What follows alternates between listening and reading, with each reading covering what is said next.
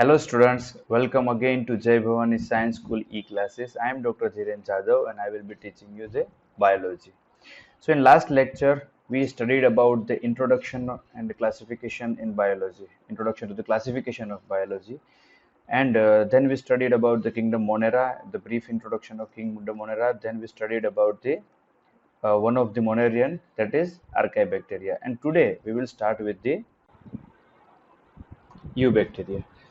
कि there are thousands of different eubacteria और true bacteria. पहले तो यू बैक्टीरिया नाम क्यों दिया गया, क्योंकि जैसा हमने पढ़ा था पहले, हम एक बार यू कार्योट और प्रोकार्योट पढ़ चुके हैं, तो उसमें जो यू यूज हुआ था ना, ईयू, यही वही वाला ईयू है, मतलब ट्रू, जिसमें कुछ है, किसके साथ है, तो उसको अगर है तो उसके बिना, अगर है तो प्रो, अगर उसके साथ है तो यू, ये यूज होता है यूजुअल। तो ये किसके संदर्भ में है कि presence of a rigid cell wall. तो यू बैक्टीरिया मतलब जिस बैक्टीरिया में एक रेजिड सेल वॉल प्रेजेंट है, इसी के लिए इसको नाम दिया गया eubacteria. They are characterised by presence of a rigid cell wall and if motile a flagellum. मतलब अगर वो मोटाइल है तो इसमें फ्लैजेलम रहेगा। फ्लैजेलम क्या था? फ्लैजेलम मतलब जैसे हमारे हाथ पाँव हैं, हमारे लिम्स होते हैं जो काम करने में मदद करते हैं, मूव करने में मदद करते हैं, वैसे ही जो यूनिसेलुलर ऑर्गेनिज्म है उसमें फ्लैजेलम रहते हैं। मतलब वो एक हेयर लाइक लंबा स्ट्रक्चर रहता है, जिसको फ्लैजेला या तो फिर फ्लैजेलम बोलते हैं। अब हम तीन तरह के ऑटोट्रोप्स पढ़ेंगे। कौन से? फोटोसिंथेटिक, कीमोसिंथेटिक और हेटेरोसिंथेटिक। तो सबसे पहले हम पढ़ेंगे फोटोसिंथेटिक। तो फोटोसिंथेटिक का मतलब क्या होता है कि दे कंटेन्स लाइट हार्वेस्टिंग पिगमेंट्स। मतलब उनमें कुछ पिगमेंट होती है जिससे लाइट को हार्वेस्ट किया जाता है। हार्वेस्ट मतलब उसको खाना बनाने में या तो फिर लाइट का यूज किया जाता है। Absorbs carbon dioxide and releases oxygen. ये कार्बन डाइऑक्साइड को एब्जॉर्ब करके ऑक्सीजन को रिलीज करते हैं। ठीक है। फिर आता है इसमें जो पहला एग्जांपल दिया है फोटोसिंथेटिक ऑटोट्रोप्स का, वो है साइनोबैक्टीरिया। तो साइनोबैक्टीरिया क्या है? The cyanobacteria also referred to as blue green algae। तो हमने पहले पढ़ा था, जब हम 5 किंगडम क्लासिफिकेशन पढ़ रहे थे तब बताया था कि इसकी ज़रूरत क्या थी 5 किंगडम क्लासिफिकेशन की, कि जो पहले यूनिसेलुलर कुछ ऑर्गेनिज्म है जैसे कि ये साइनोबैक्टीरिया, तो algae की तरह दिखता था, तो इसको algae के ग्रुप में डाल दिया था। मगर जैसे ये क्लासिफाई हुआ धीरे धीरे, इसको फिर से लाया गया मोनेरा ग्रुप में। ठीक है। Have chlorophyll similar to green plants and are photosynthetic autotrophs. इसमें भी क्लोरोफिल होता है। क्लोरोफिल भी जो पिगमेंट है वो किस लिए ज़रूरी है? क्योंकि जो फोटोसिंथेसिस के लिए, जो लाइट है उसको एब्जॉर्ब करने के लिए ज़रूरी है। तो जो दूसरे फोटोसिंथेटिक ऑटोट्रोप्स है उसकी तरह इसमें भी क्लोरोफिल प्रेजेंट रहता है। और दूसरा एग्जाम्पल क्लोरोफिल वाला कौन सा है? ग्रीन प्लांट्स की तरह ही। ठीक है। The cyanobacteria are unicellular, colonial और फिलामेंटस लॉन्ग स्ट्रैंड्स। मतलब साइनोबैक्टीरिया है, पहले तो यूनिसेलुलर है, मतलब सिंगल सेल से बना हुआ ऑर्गेनिज्म है। ये क्या कैसे होता है? या तो कॉलोनियल होता है या तो फिलामेंटस होता है। कॉलोनियल क्या है? एक बहुत सारे एक परत की तरह, एक लेयर की तरह हो जाना है। और फिलामेंटस मतलब लॉन्ग स्ट्रैंड्स, थ्रेड्स की तरह, लंबे लंबे थ्रेड्स की तरह बनाना, इसको फिलामेंटस बोलते हैं। ठीक है। तो ये यूनिसेलुलर ऑर्गेनिज्म है और ये या तो कॉलोनियल होगा या तो फिर फिलामेंटस होगा। फिर आता है हैबिटेट। तो हैबिटेट कहाँ रहता है? ये तो मरीन और टेरेस्ट्रियल algae है। ठीक है। तो मरीन में भी रहता है या तो फिर टेरेस्ट्रियल एरिया में भी रहेगा। टेरेस्ट्रियल मतलब जो नदी नाले, जो तालाब है, पॉन्ड्स एंड रिवर्स। ठीक है। तो colonies are generally surrounded by the gelatinous sheath. मतलब इसकी जो कॉलोनी बनती है ना, वो उसको जनरली एक शीथ के सराउंडेड होगी, सराउंडेड बाय अ शीथ, मतलब एक लेयर जैसा उसके सराउंडिंग में होगा। और वो कैसे, किससे बना हुआ होगा? जिलेटिन, जिलेटिन से बना हुआ होगा। They open forms blooms in polluted water bodies. मतलब यहाँ पे दिखाया गया है कि देखो पोल्यूटेड वाटर बॉडी है, मतलब गंदा पानी है, तो इसके ऊपर ब्लूम पूरा एरिया बना देती है। ठीक है, कवर कर लेती है। Some of this organism can fix atmospheric nitrogen in specialized cells called heterocyst. Example Nostoc and Anabaena. तो हेटेरोसिस्ट क्या है? तो इससे पहले हमने जो ये इमेज देखी थी, तो इसमें देखिए ये हेटेरोसिस्ट है। कोई भी हेटेरो मतलब डिफरेंट, ये सब जो सिस्ट है दिख रहे हैं आपको गोल गोल, इससे अलग है, इसलिए इसको हेटेरोसिस्ट बोला। मगर इस ये सिस्ट की खासियत क्या है? ये सिस्ट एक जो पानी के बलबुले की तरह रहता है। ठीक है। इसमें ऑक्सीजन नहीं रहता, मतलब फ्री ऑक्सीजन इसमें नहीं रहता। तो इसी वजह से कि ये फ्री ऑक्सीजन इसमें नहीं रहेगा, इसी की वजह से इसमें जो भी है नाइट्रोजन फिक्सेशन में ये हेल्प कर पाएगा। ठीक है। वो आगे पढ़ते हैं कि हाइड्रोसिस्ट काम कैसे करता है। कहते हैं fix nitrogen from die nitrogen in the air using the enzymes nitrogenase.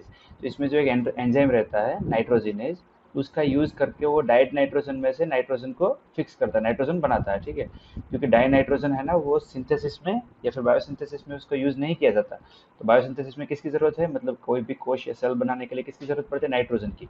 Die nitrogen हम यूज नहीं कर सकते, तो इसलिए इसको कन्वर्ट करने में हेटेरोसिस्ट हेल्प करता है in order to provide the cells in the filament with nitrogen for the biosynthesis. मतलब बायोसिंथेसिस करने के लिए नाइट्रोजन चाहिए, उसको प्रोवाइड करेगा। Nitrogenase is inactivated by oxygen, so the heterocyst must create a micro anaerobic environment. मतलब nitrogenase है वो ऑक्सीजन के प्रेजेंस में तो वो पूरा इनएक्टिव हो जाएगा, ठीक है। तो इसको ऐसा एटमॉस्फेयर देने के लिए कि जहाँ पे फ्री ऑक्सीजन नहीं है, तो हेटेरोसिस्ट की ज़रूरत है, ठीक है। और ये माइक्रो अनेरोबिक एनवायरनमेंट बोलता है। अनेरोबिक और एरोबिक तो आपको पता ही होगा। जो अनेरोबिक है मतलब एयर के प्रेजेंट के बिना, और एरोबिक मतलब एयर की प्रेजेंस में या तो फिर ऑक्सीजन की प्रेजेंस में और ऑक्सीजन की प्रेजेंस के बिना, ठीक है। तो अब चलते हैं कीमोसिंथेटिक ऑटोट्रॉफ की तरफ। तो कीमोसिंथेटिक क्यों कहा गया है इनको, क्योंकि ये कीमो मतलब केमिकल और सिंथेटिक मतलब उसको सिंथेसाइज करके अपनी एनर्जी प्रोड्यूस करते हैं, ठीक है।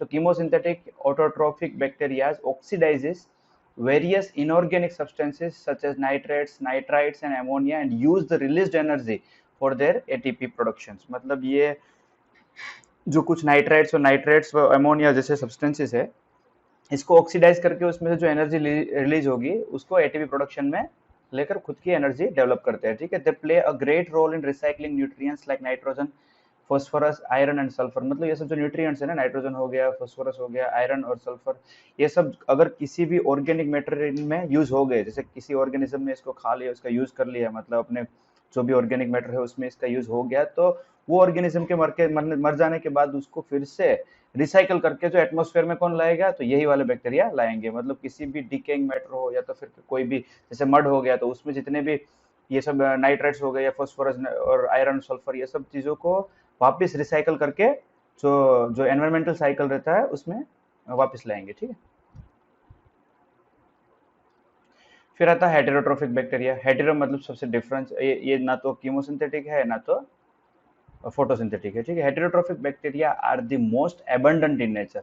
मतलब ये मोस्ट एबंडेंट है, कहीं भी मिल जाते हैं। आप कोई भी कोल्ड एरिया हो या हॉट एरिया हो, ड्राई हो या एकदम मॉइस्ट हो, कोई भी एरिया में ये मिल जाता है। The majority are important decomposers. इसका मेन काम क्या रहता है, डिकम्पोज करना, किसी भी चीज को डिकम्पोज करना। कोई डेथ हो गई, कोई भी ऑर्गेनिक की डेथ हो गई तो उसके बॉडी को डिकम्पोज करना। कोई जैसे प्लांट है तो उसका जो पूरा ट्विग्स वगैरह नीचे गिरता है, इन सबको डिकम्पोज करना, ये सब काम किसका रहता है, हेटेरोट्रोफिक बैक्टीरिया का रहता है। Many of them have a significant impact on the human affairs. और कुछ चीज़ों में हमें ह्यूमन अफेयर्स में भी ये बहुत हेल्प करते हैं। हमारे लिए डेंजरस भी है, कुछ डिसीजेस भी करते हैं और कुछ हेल्प भी करते हैं। हेल्प कैसे करते हैं कि they are helpful in making curd from milk. तो लैक्टोबैसिलस आपने बैक्टीरिया का नाम सुना होगा, जो कर्ड को बनाता है, कैसे मिल्क में से कर्ड में ट्रांसफर करता है, प्रोडक्शन ऑफ एंटीबॉडीज, एंटीबायोटिक्स के प्रोडक्शन में। मतलब कुछ सब्सटेंसेस को फर्मेंट करके उसमें जो जो बैक्टीरिया पैदा होता है उसके थ्रू एंटीबायोटिक्स बनाई जाती है। Fixing nitrogen into legume roots, मतलब नाइट्रोजन को एयर में से या तो फिर मड में से लेके रूट्स में, लेग्यूम रूट्स रहेंगे तो रूट्स में जो एंटर कराता है, नाइट्रोजन फिक्सेशन करता है, उसमें भी ये बैक्टीरिया हेल्प करते हैं।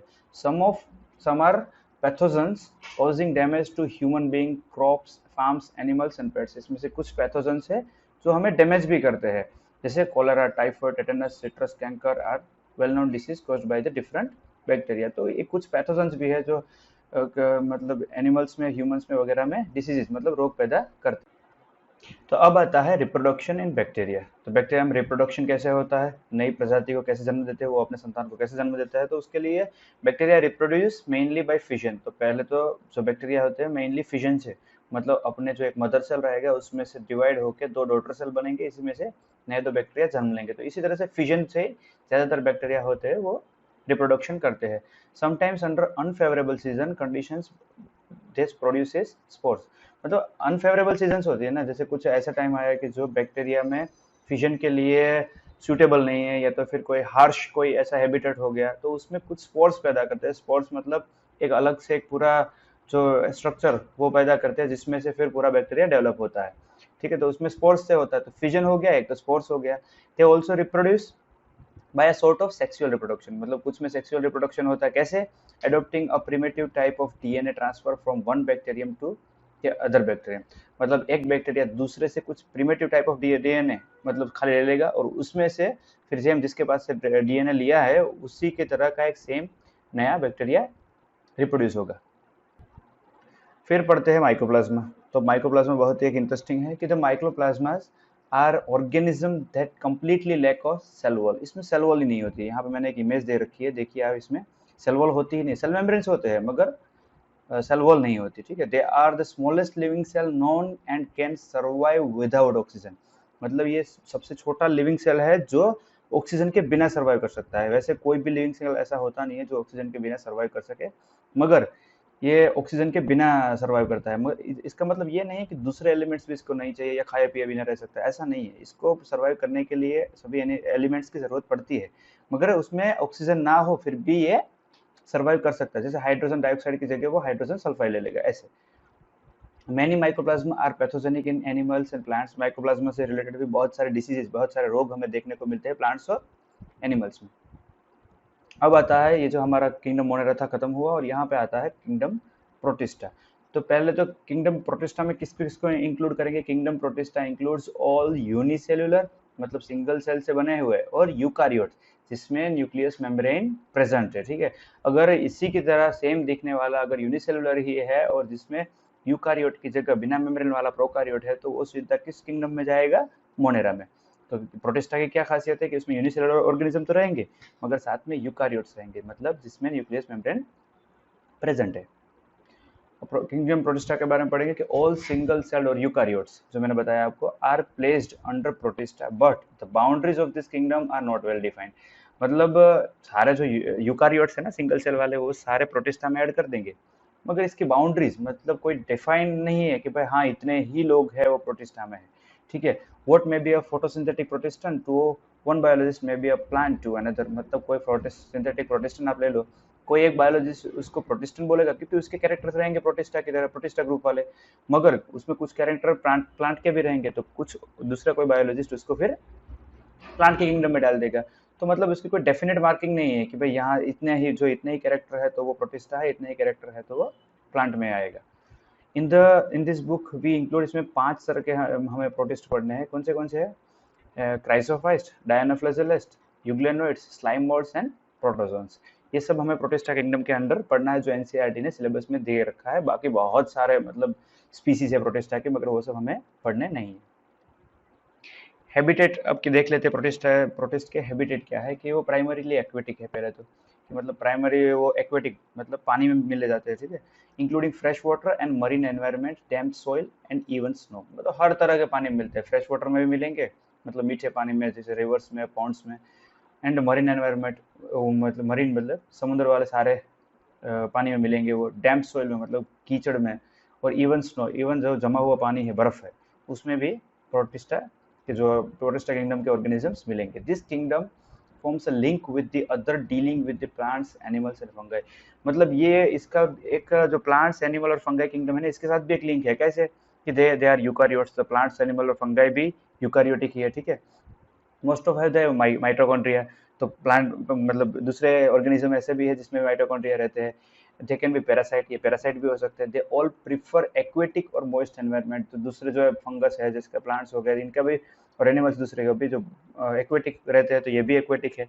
एंड अदर सिस्टमेटिक रिलेशनशिप्स, मतलब सिस्टमेटिक मतलब जैसे जैसे इवोल्यूशन हुआ उस टाइम से कुछ ना कुछ है ये प्रोटिस्ट का और दूसरे किंगडम्स का कुछ ना कुछ रिलेशन रहा है, ठीक है। Being eukaryotes, the protestant cell body contains a well-defined nucleus. मतलब अब यूकारियोट सेल हमारी बात हो ही गई कि यूकारियोट में क्या होगा, जिसमें वेल डिफाइंड न्यूक्लियस होगा वही यूकारियोटिक सेल कहा जाएगा। तो इसमें पहली बात सबसे पहले पढ़ेंगे इसकी एनाटॉमी में कि ये वेल डिफाइंड न्यूक्लियस है। इसका न्यूक्लियस हम देख सकते हैं कि ये देखिए इसका वेल डिफाइंड मतलब ये पूरा न्यूक्लियस कवर के साथ प्रेजेंट है, ठीक है। Contains a well defined nucleus and other membrane bound organelles. मतलब जो बाहर का मेम्ब्रेन है उसके बाउंड उसके अंदर दूसरे ऑर्गेनल्स भी देखने को मिलते हैं। कौन से? जैसे क्लोरोप्लास्ट हो गया तो ये क्लोरोप्लास्ट है, ठीक है। और मतलब कुछ वैक्यूल्स भी इसमें देखने को मिलते हैं, जैसे ये कॉन्ट्रेक्टाइल वैक्यूल हो गया, ठीक है। ये सब भी इसके देखने को मिले प्रोटिस्ट। और सम है फ्लैजेला और सीलिया। कुछ में फ्लैजेला है जैसे ये फ्लैजेला हो गया मैंने बताया था आपको, और कुछ में सीलिया है। सीलिया मतलब हेयर लाइक स्ट्रक्चर, छोटे छोटे। अगर फ्लैजेला को बहुत छोटा बना दो तो वो सीलिया बन जाएगा, इसी की तरह से। वो बहुत सारे सीलिया रहते हैं ना, वो हमेशा सिंगल और दो ऐसा नहीं रहेंगे, वो बहुत सारे रहेंगे। प्रोटिस्ट रिप्रोडक्शन कैसे करते हैं? तो asexually and sexually by a process involving self fusion and zygote formation. मतलब असेक्सुअली कैसे करेंगे? सेल्फ फ्यूजन से, और सेक्सुअली कैसे? जाइगोट फॉर्मेशन के मेल फीमेल गेमेट मिलेंगे, उसमें से पूरा रिप्रोडक्शन होगा। अब सबसे पहले जो प्रोटिस्ट पढ़ेंगे वो है क्राइसोफाइट्स। तो क्राइसोफाइट्स में क्या है कि this group includes diatoms and golden algae। तो ये इसके मेन जो स्पीसीज है, एक तो डायटम हो गया और दूसरा गोल्डन algae। गोल्डन algae को दूसरा डेस्मिड्स भी बोला जाता है। इसका हैबिटेट क्या है कि they are found in the fresh water as well as marine environment. मतलब हर जगह पाए जाते हैं, फ्रेश वाटर में भी और मरीन मतलब समुद्र, सॉल्टी वाटर जो भी है उसमें भी। अब दे आर माइक्रोस्कोपिक, मतलब दे आर माइक्रोस्कोपिक है, तो माइक्रोस्कोपिक है हम भी जानते हैं, यूनिसेलुलर ऑर्गेनिज्म है। And float passively in the water currents. मतलब ये प्लैंकटन है। प्लैंकटन किसे कहा जाता है कि जो वाटर करंट के ऑपोजिट, मतलब जिस साइड में वाटर का फ्लो है उसके ऑपोजिट हम वो जो फ्लो नहीं कर सकते, उस फ्लोट नहीं कर सकते, उसको प्लैंकटन कहते हैं। तो ये भी वाटर करंट के साथ ही फ्लो करते हैं। Most of them are photosynthetic. ज़्यादातर प्रोटीन ये जो क्राइसोफाइट्स है वो ज़्यादातर फोटोसिंथेटिक है, मतलब अपना खाना खुद बनाते हैं, सनलाइट में से एनर्जी ड्रॉ करके खाना बनाते हैं। ठीक है। In diatoms the cell walls form two thin overlapping shells. Diatom में दो सेल वॉल के दो ओवरलैपिंग शेल्स रहेगी। ठीक है। ये दोनों मिला के overlapping shells which fit together as in a soft box. तो ये सॉफ्ट बॉक्स नाम इसमें इसके कंपेयर क्यों किया? क्योंकि ये सॉफ्ट बॉक्स की तरह दिखता है। अब अगर दोनों साइड से देख लो, यहाँ पे मैंने एक एग्जांपल दिया हुआ है। ये जो डायटम की वॉल है, ये एक वॉल को ये मान लो, दूसरी वॉल को ये मान लो, तो ये हो गया सॉफ्ट बॉक्स। साबूदानी बोलते हैं ना हम उसको। ठीक है। The walls are embedded with silica and thus walls are indestructible. इसमें भी सिलिका रहेगी। सिलिका एक हार्ड सब्सटेंस है, सिलिकॉन डाइऑक्साइड। तो ये जिसमें भी रहेगी वो ऑब्वियसली इंडिस्ट्रक्टिबल रहेगा क्योंकि वो हार्ड होती है। ठीक है। तो इसकी वॉल्स में है वो एम्बेडेड विद सिलिका, सिलिका का कवर होता है और वो इंडिस्ट्रक्टेबल है। Thus diatoms have left behind large amount of cell wall deposits in their habitat. मतलब डायटम्स अगर मर गया तो उसके बाद भी उसकी सेल वॉल है ना वो वैसी की वैसी रह जाती है, और वो एक परत के ऊपर परत, लेयर बाय लेयर पे बनता जाता है। ठीक है। और एक डिपॉजिट होता है उसका। This accumulation over billions of year is referred to as diatomaceous earth. मतलब डायटोमेसियस अर्थ क्या है कि जैसे जैसे बहुत सारे जो क्राइसोफाइट्स है वो मरते गए, डायटम मरते गए, तो उसकी मगर उसकी जो सेल वॉल है वो उसके सिलिका की बनी हुई है। तो ऐसे ही एक के ऊपर ऐसे लेयर बाय लेयर बनाते बनाते एक इतना मोटा लेयर बना देते हैं कि जिसको फिर डायटोमेसियस अर्थ कहा जाता है। Being gritty this soil is used in polishing. Gritty मतलब क्रिस्टलाइज होगी, है ग्रिटी क्रिस्टल की तरह होगी, तो इसको पॉलिशिंग करने में भी यूज किया जाता है, और ऑयल और सिरप के फिल्ट्रेशन में भी हेल्प किया जाता है। Diatoms are the chief producer in the ocean. Chief producer क्यों कहा जाता है? क्योंकि ये फोटोसिंथेसिस में बहुत बड़ा इनका रोल है। अब क्राइसोफाइट्स के बाद आता है डायनोफ्लैजेलेट्स। तो डायनोफ्लैजेलेट्स क्या है? यहाँ पे मैंने एक इमेज दे रखी है। और these organism are mostly marine and photosynthetic. Mostly marine है, ये ज़्यादातर समंदर के पानी में ही देखने को मिलते हैं, और फोटोसिंथेटिक है, मतलब फोटोसिंथेसिस करके एनर्जी प्रोड्यूस करते हैं। They appear in 5 colours. कौन से? Yellow, green, brown, blue and red. तो ये पांचों कलर में इनके अपीयरेंस होगा based on the main pigment present in their cells. मतलब इनके सेल्स में कौन सी मेन पिगमेंट डिपेंड है, प्रेजेंट है, वो पिगमेंट के हिसाब से इनका कलर देखने को मिलेगा। ठीक है। The cell wall has stiff cellulose plates on the outer surface. इसकी सेल वॉल भी सेलुलोज से बनी हुई है। ये सेल वॉल बहुत थिक और स्टिफ होती है। मतलब सेलुलोज यूजुअली प्लांट्स में भी सेलुलोज की बनी हुई है सेल वॉल होती है। Most of them have 2 flagella. ज़्यादातर सबके पास 2 फ्लैजेला होते हैं, जो मूव करने के लिए या फिर एंगल्फ करने के लिए जो स्ट्रक्चर होता है वो। वन लाइज लॉन्जिट्यूडिनली, मतलब ऐसे सीधा एक रहता है, एंड वन ट्रांसवर्सली, दूसरा है वो transversely in a furrow between the wall plates. जो वॉल प्लेट रहेगी ना, ये इनके बीच में से निकलता हुआ फ्लैजेला एक लॉन्जिट्यूडिनल और एक ट्रांसवर्स ऐसे देखने को मिलता है। वेरी ओपन रेड डायनोफ्लैजेलेट्स, जैसे गोनियोलेक्स। तो जो गोनियोलेक्स है ना वो रेड कलर का है, और डायनोफ्लैजेलेट का एक टाइप है। ठीक है। Undergo such rapid multiplication that they make the sea appear red. इसको रेड टाइड्स भी बोलते हैं। मतलब जो गोनियोलेक्स है कई बार इतना मल्टीप्लाई हो जाते हैं कि पूरे समंदर में उसका कलर फैल जाता है। जैसे उसका पूरे समंदर में डायनोफ्लैज इतने बढ़ जाते हैं कि जो पानी है वो पूरा लाल दिखने को मिलता है। इससे इसी को रेड टाइड्स भी बोला जाता है, ठीक है। इसमें इतना कई बार क्या होता है कि toxin released by such large numbers में even kill the other marine animals such as fishes. कई बार इसमें इतने टॉक्सिन्स रिलीज करता है ये कि जो दूसरे फिशेस वगैरह है उनकी डेथ हो जाती है। अब इसके बाद हम पढ़ेंगे यूग्लेनोइड। तो यूग्लेनोइड क्या है, पहले हैबिटेट पढ़ेंगे उसका, कि majority of them are fresh water organism found in the stagnant water. मतलब ज्यादातर फ्रेश वाटर में दिखेंगे, मतलब नदी में, तालाब में वगैरह जगह पे। और फाउंड इन स्टेगनेंट वाटर, मतलब ज्यादातर ये स्टेगनेंट वाटर, मतलब एक जगह पे जमा हुआ जो पानी है ना उसमें देखने को मिलता है। डैम हो गया, जैसे बड़े पॉन्ड हो गए उसमें। Instead of cell wall they have protein rich layer called pellicle. इसमें सेल वॉल की जगह एक प्रोटीन रिच एक लेयर बना होगा, कि जो प्रोटीन से बनी हुई एक लेयर है, इसको पेलिकल बोलते हैं, which gives Euglena its exceptional flexibility and contractibility. और इसी के कारण है ना ये फ्लेक्सिबल है, मतलब ये वो कैसे भी लंबा चौड़ा हो सकता है, और कॉन्ट्रेक्टिबिलिटी भी इसमें बढ़ाता है, ठीक है। टू फ्लैजेला है इसके, a short one and long one. तो इस ठीक है, नेक्स्ट अब नेक्स्ट पढ़ेंगे। दो they are photosynthetic in the presence of sunlight, when deprived of sunlight they behave like heterotrophs by predating on the smaller organism। वैसे तो ये है फोटोसिंथेटिक, ठीक है, फोटोसिंथेसिस करके अपना एनर्जी जनरेट कर सकते हैं, मगर जब सन नहीं है, सन डिप्राइव्ड ऑफ सनलाइट, जब सनलाइट नहीं है, तब वो दूसरे छोटे ऑर्गेनिजम्स रह के उसको खा के उनका प्रिडेट करके एनर्जी पैदा करते हैं। मतलब उनका फूड दूसरे प्रेडेटर्स भी, दूसरे एनिमल्स भी रहेंगे, दूसरे छोटे ऑर्गेनिजम्स भी रहेंगे, और सनलाइट भी, दोनों तरह से वो खाना बना सकते हैं, ठीक है। Interestingly the pigment of euglenoid are identical to those present in higher plants. मतलब एक और एक पॉइंट है कि जो यूग्लेनोइड के जो पिगमेंट्स है ना, वो सेम पिगमेंट्स जो हायर प्लांट, बड़े वाले जो प्लांट्स है उसमें भी देखने को मिलते हैं। मतलब there are some systematics inter relationships. अब नेक्स्ट पढ़ेंगे स्लाइम मोड्स। स्लाइम मोड्स क्या है, कि slime moulds are saprophytic protist. Saprophytic मतलब it draws energy from the decaying matters. मतलब दूसरा जो कोई भी दूसरे एनिमल के जो भी, या फिर दूसरे ऑर्गेनिज्म के जो डिकेइंग मैटर है, उसकी सड़ी गली जो चीजें है उसमें से ये खाना लेते हैं, ठीक है। The body moves along the decaying twigs and leaves engulfing organic material. तो यहाँ आप जो डिकेइंग ट्विग या रूट्स देख सकते हो, इसमें जो स्लाइम मोड्स है ना, यहाँ से मतलब जैसे शुरू किया, तो जैसे जैसे वो ट्विग्स या फिर वो लीव्स आगे बढ़ेंगे, उसी के हिसाब से वो आगे बढ़ते जाएंगे और पूरा नेटवर्क बनाते जाएंगे। Under suitable conditions they form an aggregation called plasmodium which may grow and spread over several feet। मगर उसकी जो कंडीशन है, अगर सूटेबल है उसके लिए, एटमोस्फेयर वो सूटेबल है, तो वो इतना ग्रो करेंगे कि पूरा एक नेटवर्क बना देंगे, पूरी एक झाल के जैसे बनाएंगे, उसको प्लाज्मोडियम कहा जाता है, ठीक है।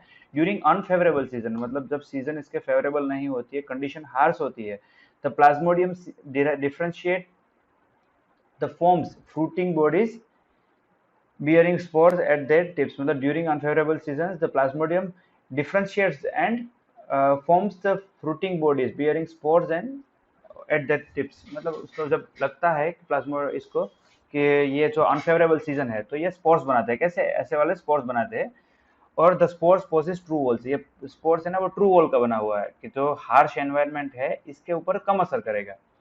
They are extremely resistant and survive for many years. ये स्पोर्स इतने रेजिस्ट होते हैं, उसकी ट्रू वॉल्स है तो वॉल्स इतनी मजबूत होती है कि बहुत सालों तक जिंदा रह सकते हैं, इवन अंडर एडवर्स कंडीशन। मतलब कितनी भी खराब कंडीशन हो तो ये जिंदा रह सकते हैं। The spores are dispersed by the air currents.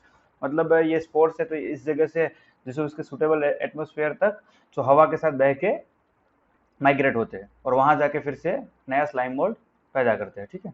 अब नेक्स्ट आएंगे प्रोटोजोआंस। तो अब हमने ये जो पिछले वाले सारे पढ़ लिए, उसके बाद पढ़ेंगे अब प्रोटोजोआंस। तो प्रोटोजोआंस क्या है, कि all protozoans are heterotrophs and lives as predators और पैरासाइट। पहले तो ये हेटेरोट्रोफ्ट है, ठीक है, कोई भी किसी में भी फोटोसिंथेटिक कैपेसिटी नहीं है, तो ये सारे हेटेरोट्रोफ्स है, एंड लिव्स एज प्रेडेटर और पैरासाइट। या तो प्रेडेटर की तरह लेंगे, मतलब दूसरा शिकार पकड़ेंगे, या तो फिर पैरासाइट के किसी और ऑर्गेनिज्म के ऊपर वो शेल्टर ले लेंगे और उसी में से खाना ड्रॉ करेंगे।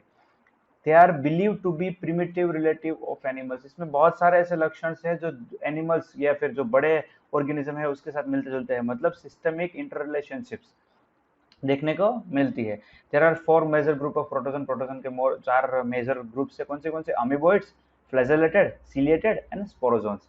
सबसे पहले हम पढ़ेंगे अमीबॉइड प्रोटोजोन्स। अमीबॉइड प्रोटोजोन्स क्या है, तो अमीबा आप सब पढ़ चुके हैं अपने प्रीवियस क्लासेस में, अपने प्राइमरी में से ही आप अमीबा को पढ़ते आए हैं, ठीक है। तो इसी का जो ग्रुप है वो है amoeboid protozoans. These organisms live in fresh water, sea water और moist soil। यूजुअली हर जगह देखने को मिलता है, जो moist soil में भी देखने को मिलता है, जो गीली जमीन है ना, जहाँ पे मतलब कुछ मार्शलैंड्स रहते हैं, जहाँ पे गीली जमीन रहती है, तो उसमें भी ये देखने को मिलता है। फ्रेश वाटर मतलब नदी नालों में, और सी वाटर मतलब समुद्र में भी देखने को मिलता है। They move and capture their prey by putting out pseudopodia means false feet as amoeba. तो इसका ये जो देखो यहाँ पे एक दिखाया गया है, ये स्यूडोपोड मतलब फॉल्स फीट।